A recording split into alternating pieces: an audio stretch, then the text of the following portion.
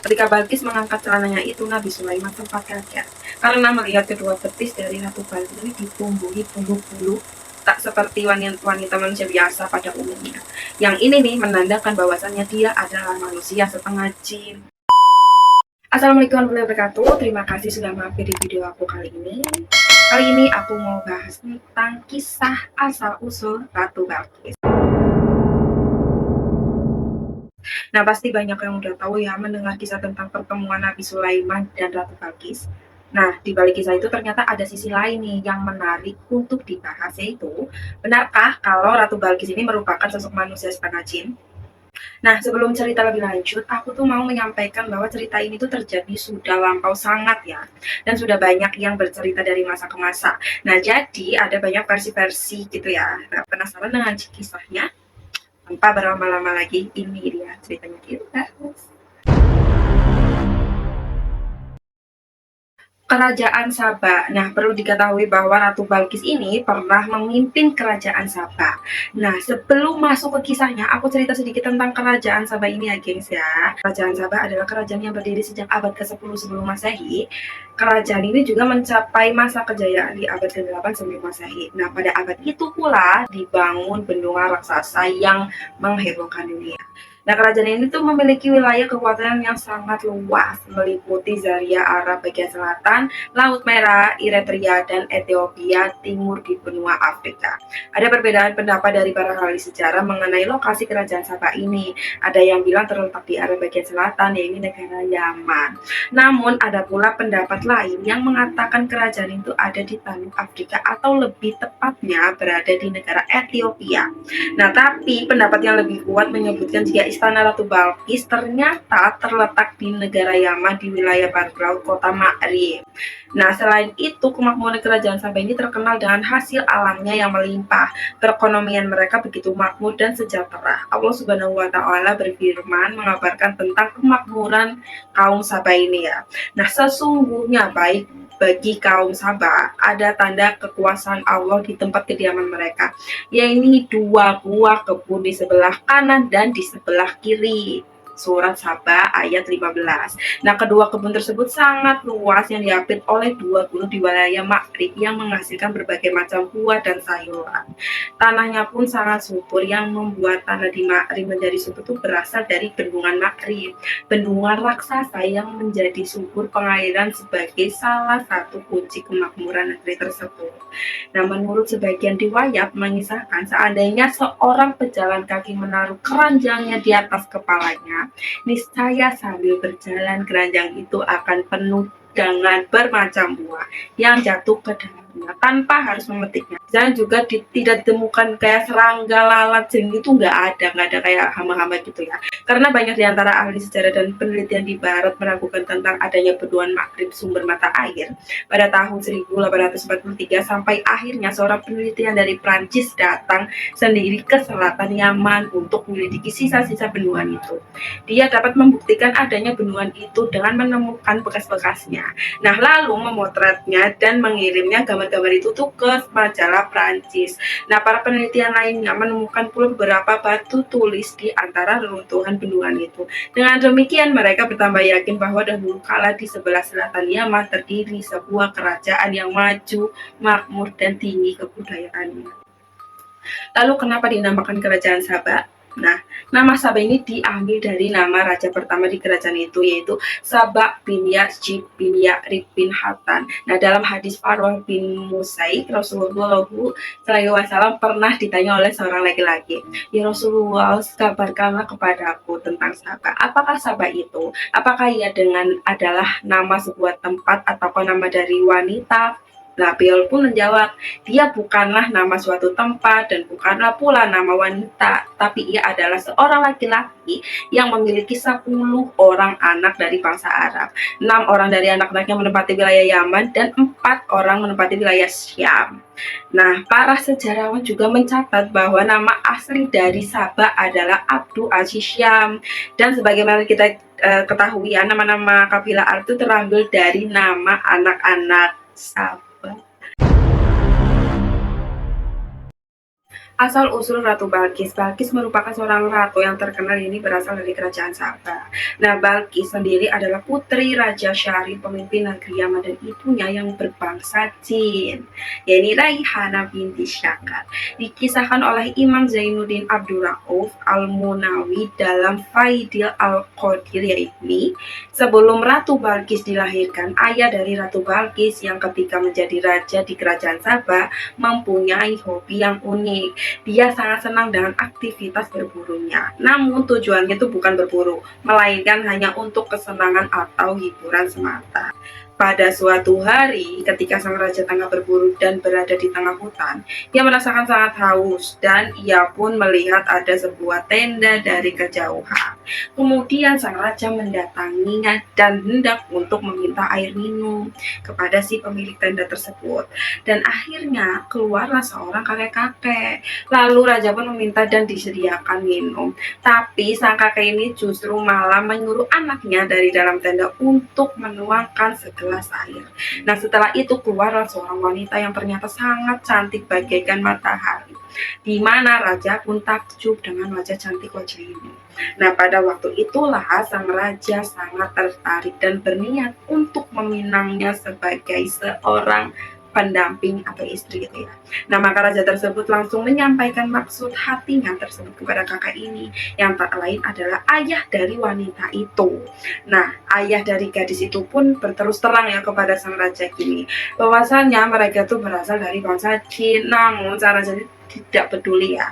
Nah, akhirnya kedua pun menikah, akan tetapi dengan sebuah syarat yang harus ditentukan. Syarat itu yaitu sang raja tidak boleh menanyakan sesuatu yang dilakukan istrinya, maka pertanyaan itu akan menjadi talak baginya, talak cerai. Dan jika suatu hari nanti ada perbuatan atau perlakuan istrinya yang aneh, sang raja ini nggak usah banyak nanya ya, karena keduanya itu harus bercerai. Kalau banyak nanya.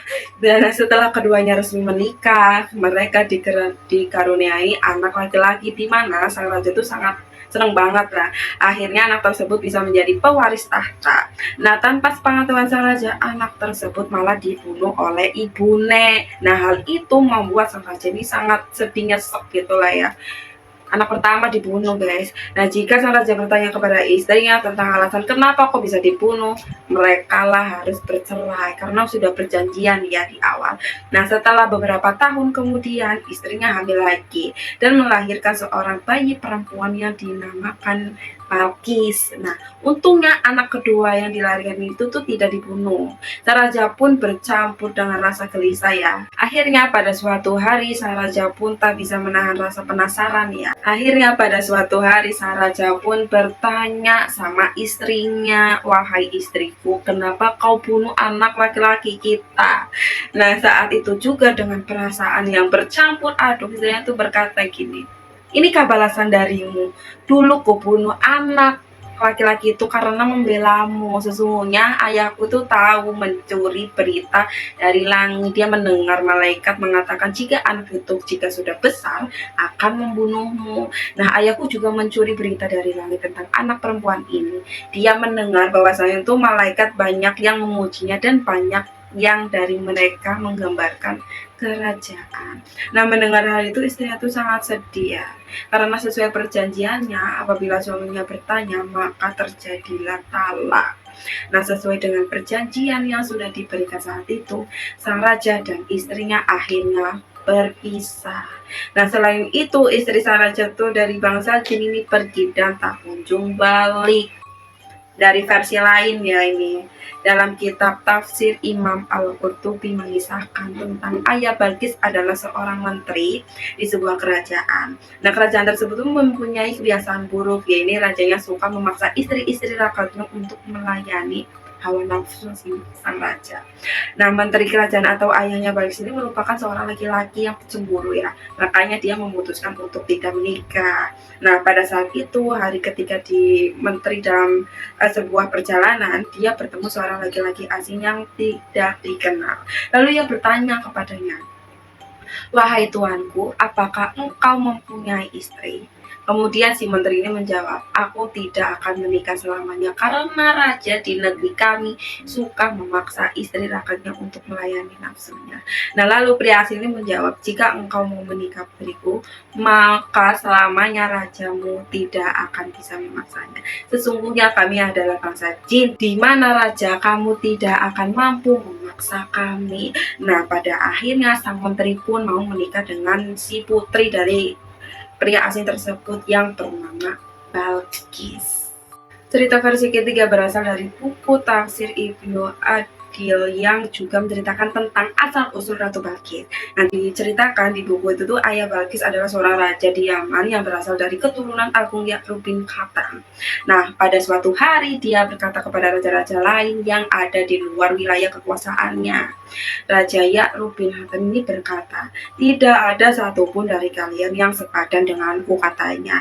Nah, karena kesombongannya itu, Raja Ya'rub bin Khatam tidak mau menikah dengan putri para raja-raja yang berada di luar kekuasaannya itu. Nah, pada akhirnya sang raja dinikahkan dengan wanita yang berasal dari golongan jin yang bernama Raihanah binti Syakan. Nah, kemudian dari hasil pernikahan keduanya, mereka hanya memiliki seorang anak saja yang diberi nama Balkis. Riwayat lain menyebutkan tentang bukti bahwasanya Balkis adalah manusia setengah jin adalah ketika Balkis memasuki istana Nabi Sulaiman, dia mengangkat sedikit celananya hingga terlihat kedua betisnya. Karena Balkis ini mengira dia akan melewati sebuah kolam besar, padahal itu tuh adalah lantai yang terbuat dari kaca. Nah, di peristiwa ini ada seorang ulama yang mengatakan, ketika Balkis mengangkat celananya itu, Nabi Sulaiman sempat kaget karena melihat kedua betis dari Ratu Balkis ini ditumbuhi bulu-bulu tak seperti wanita manusia biasa pada umumnya. Yang ini nih menandakan bahwasannya dia adalah manusia setengah jin. Nabi Sulaiman memiliki mukjizat luar biasa yang dikaruniai oleh Allah Subhanahu wa taala. Beliau bisa berbicara dengan hewan. Nah, suatu hari Nabi Sulaiman dan para tentaranya melakukan perjalanan hingga sampai di lembah yang terdapat banyak semut kecil. Tak ada satupun dari pasukan Nabi Sulaiman yang menyadari kumpulan para semut itu kecuali Nabi Sulaiman. Nah, wahai semut-semut, masuklah kalian masuk ke sarang agar kalian tidak terinjak oleh Nabi Sulaiman. Ayo cepat lari, gitu kata si Ratu Semut. Nah, Nabi Sulaiman yang memiliki karuniai dapat mengerti ucapan para hewan, lantas tersenyum mendengar seruan Ratu Semut kepada semut-semut lainnya. Nah, beliau pun lantas menghentikan langkah dan menunggu kawanan semut itu untuk menyingkir dan masuk ke dalam sarangnya. Nah, kemudian sebelum mulai melanjutkan perjalanan, Nabi Sulaiman ini mengecek satu persatu pasukan tentaranya. Namun ketika sampai di kawanan burung, Nabi Sulaiman kok merasa ada yang kurang. Ternyata burung hudhud tidak ada dalam rombongan. Namun beberapa lama kemudian burung hudhud ini datang. Nabi Sulaiman kemudian menanyakan kemana burung hudhud pergi. Burung hudhud langsung meminta maaf kepada Nabi Sulaiman. Burung hudhud kemudian mengatakan bahwa ia ingin menyampaikan kabar terlebih dahulu sebelum Nabi Sulaiman menghukumnya. Nah, Nabi Sulaiman pun mencoba mendengarkan kabar yang hendak disampaikan burung hudhud. Nah, burung ini tuh menyebutkan bahwa tadinya tertinggal rombongan. Namun burung ini berputar-putar mencari jalan yang tepat hingga tanpa sengaja ia sampai di negeri Sabah. Nah, di negeri itu tuh dipimpin oleh seorang ratu. Namun sayangnya ratu tersebut beserta para penduduknya menyembah matahari, bukan kepada pemilik zat ini, Allah Subhanahu wa taala. Nah, Nabi Sulaiman ini bertanya lagi, apakah burung hudhud hanya berbohong demi tidak mendapatkan hukuman? Lantas burung ini menyebutkan bahwa dirinya itu tidak mungkin berani berbohong kepada Nabi Sulaiman. Nah, Nabi Sulaiman akhirnya mulai berpikir tentang kabar yang disampaikan oleh si burung itu. Nah, hingga akhirnya ia memutuskan untuk menulis sebuah surat dan meminta burung hudhud untuk pergi ke negeri Sabah sambil membawa surat yang Nabi Sulaiman tulis. Setelah itu Nabi Sulaiman meminta agar burung hudhud ini menjatuhkan surat tersebut ke hadapan Ratu Saba, lalu bersembunyi untuk memantau situasi. Nah, burung hudhud ini langsung terbang ke negeri Saba sesuai dengan permintaan Nabi Sulaiman. Nah, setelah menjatuhkan surat di depan singgahsana Ratu Balkis, namun sebelum pergi burung ini memberikan penghormatan kepada Ratu Balkis. Hal itu membuat Ratu Saba tersebut tercengang memiliki seekor burung yang sopan dan pintar. Nah, Ratu Balkis lantas berpikir bahwa pemilik burung hudud ini mungkin saja orang yang hebat. Nah, penasaran nih, Ratu Balkis lantas membuka surat tersebut dan membacanya. Nabi Sulaiman memperkenalkan isinya ya. Nabi Sulaiman ini memperkenalkan dirinya sebagai utusan Allah. Lantas Nabi Sulaiman menyebutkan bahwa dirinya dengar bahwa ratu dan penduduk Sabah ini menyembah matahari. Nah, Nabi Sulaiman pun meminta kepada Ratu Balkis untuk segera bertaubat sebelum datang kemurkaan dari Allah Subhanahu wa taala.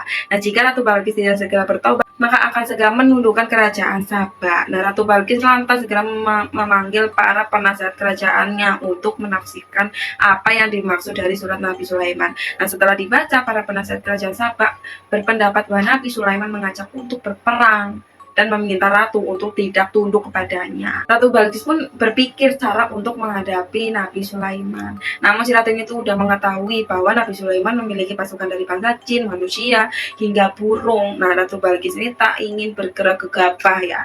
Nah, alhasil Ratu Balkis memerintahkan kepada prajuritnya untuk mengirim hadiah yang banyak kepada Nabi Sulaiman, bertujuan agar Nabi Sulaiman dapat mengubah pikirannya. Namun begitu para prajurit ini memberikan hadiahnya kepada Nabi Sulaiman, beliau menolaknya.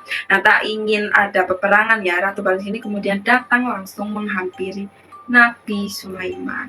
Nah, namun sebelum Ratu Balkis ini sampai, Nabi Sulaiman ini sudah mempersiapkan kejutan. Ia meminta pasukannya untuk memindahkan singgasana Ratu Balkis ke kerajaan. Nabi Sulaiman pun memerintahkan untuk mengubah sedikit singgasana Ratu Balkis. Dan juga kerajaannya dengan kaca di bawahnya terdapat kayak ikan-ikan gitu ya, dibuat kayak ikan-ikan. Nah, ketika Ratu Balkis sampai, ia pun disuruh duduk di singgasana dan mulai menyadari bahwa singgasana yang ia duduki mirip dengan miliknya. Nah, Ratu Balkis ini semakin kagum melihat keindahan istana Nabi Sulaiman. Terlebih lagi lantai kaca yang bawahnya terdapat ikan-ikan ya. Ratu Balkis bahkan sempat mengangkat sedikit roknya. Nah, namun Nabi Sulaiman menyebutkan bahwa Ratu Balkis tidak perlu khawatir roknya tuh basah. Nah, sebab itu tuh hanyalah batu yang terbuat dari kaca sehingga tidak akan sampai membuat pakaian Ratu Balkis basah. Nah, Ratu Balkis ini terpesona dan kekuasaan yang dimiliki oleh Nabi Sulaiman. Ia jadi merasa bukanlah apa-apa dibandingkan Nabi Sulaiman.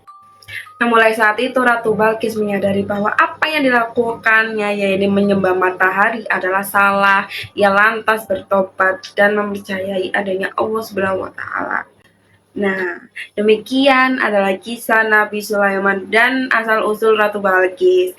Adapun pelajaran yang dapat diambil adalah hendaknya kita tetap rendah hati atas kehebatan yang dimiliki, bersikap lemah lembut kepada semua makhluk ciptaan Allah Subhanahu wa taala. Juga hendak tetap bersyukur atas segala hal yang Allah berikan. Karena dengan bersyukur itu adalah salah satu cara untuk mengingat kebesaran Allah. Semoga kisah Nabi Sulaiman dan Ratu Balkis ini dapat menjadi pelajaran yang bermanfaat bagi kita semua.